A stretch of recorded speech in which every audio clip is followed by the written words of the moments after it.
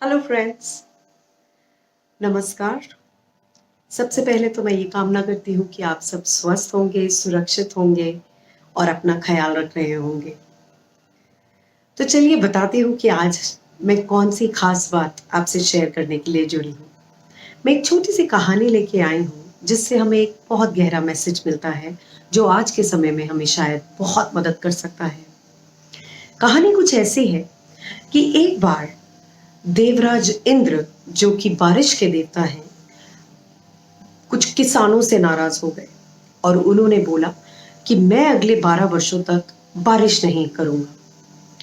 किसानों ने उनसे बहुत गुहार लगाई, मदद मांगी कि ऐसा मत कीजिए, मगर देवराज इंद्र ने कहा कि नहीं, बारिश तो 12 साल बाद ही होगी या फिर तब होगी जब शंकर भगवान अपना डमरू बजाएंगे।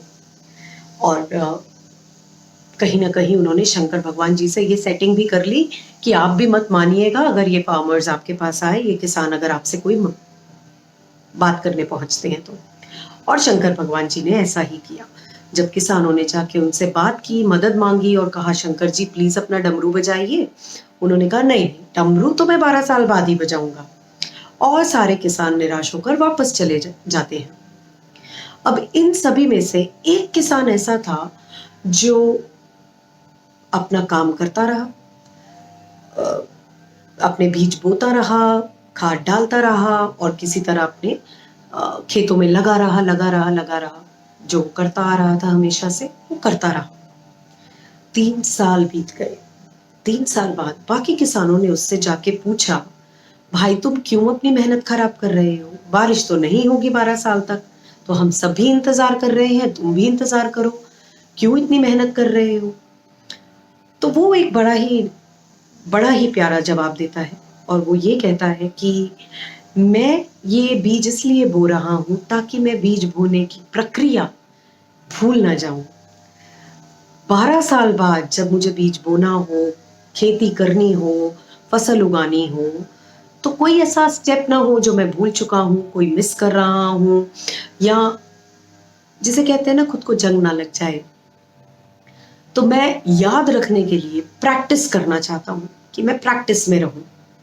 अब ये बात माता पार्वती को बहुत भा जाती है और ये बात वो शंकर जी के आगे बोलती है और बड़े ही निराले तरीके से वो पूछती हैं कि हे शंकर भगवान, अगर 12 साल बाद आप डमरू बजाना भूल गए तो क्या? वो अपने भोलेपन में, भोलेपन में थोड़ी सी हड़बड़ाहट में अपना डमरू उठाते हैं और बजाने लगते हैं, देखने के लिए कि बजा पाते हैं कि नहीं। और बस क्या, वहीं बारिश हो जाती है। ये किसान जिसने अपने बीज बो दिए थे, हल जोतता था, जो भी करता था, उसकी खेती उसी मिनट शुरू हो गई और बाकी सब हैरान रह गए। दोस्तों, इस कहानी से हमें यही सीख मिलती है कि प्रैक्टिस ही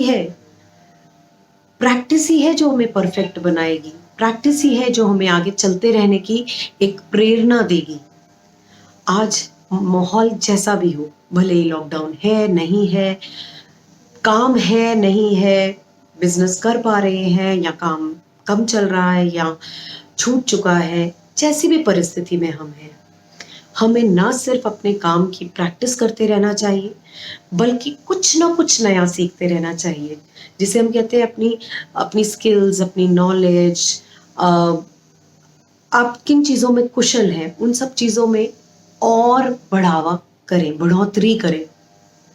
मैं आप सबसे यही अनुरोध करूंगी कि आप लोग कुछ एक नया सीखें और ढूंढें आने वाले टाइम में, 3 महीनों में, 6 महीनों में या साल भर में ऐसी कौन सी एक चीज़ है जो अगर आप सीख लेते हैं तो अपने काम को और बेहतर कर पाएंगे, मतलब और अच्छी अर्निंग हो पाएगी या एटलीस्ट मेंटेन हो पाएगी।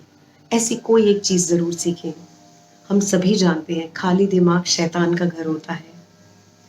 आजकल लोग डिप्रेशन का शिकार हो रहे हैं। ये माहौल सबके लिए बहुत नया है और बहुत सफोकेटिंग है। लोग परेशान हैं और समझ नहीं पा रहे इसका हल क्या है।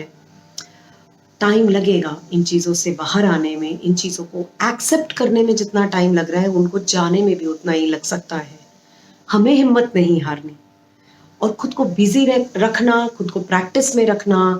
हमें उस बारिश की वेट नहीं करनी, अपने मेहनत के बीज बोते रहना है।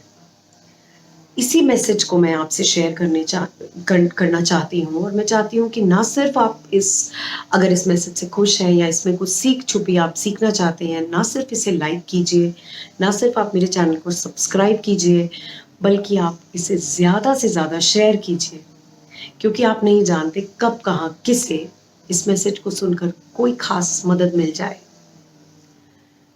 दूसरों को उम्मीद देना बहुत बड़ा काम है, और अगर एक मैसेज के स्प्रेड होने से कहीं किसी की उम्मीद जागती है, कहीं किसी को एक होप मिलती है, कुछ करने की इच्छा मिलती है, तो शायद मेरी ये एक छोटी सी पहल होगी और आपकी मदद से ये आगे जा सकती है। मैं इसी तरह और पॉजिटिव बातों भरे वीडियोस लेके आपके साथ जुड़ती रहूंगी। आप सब अपना ख्याल रखिएगा और प्रैक्टिस में रहिएगा, कुछ कुछ नया सीखते रहिएगा और खुश रहिएगा। तब तक के लिए बाय बाय।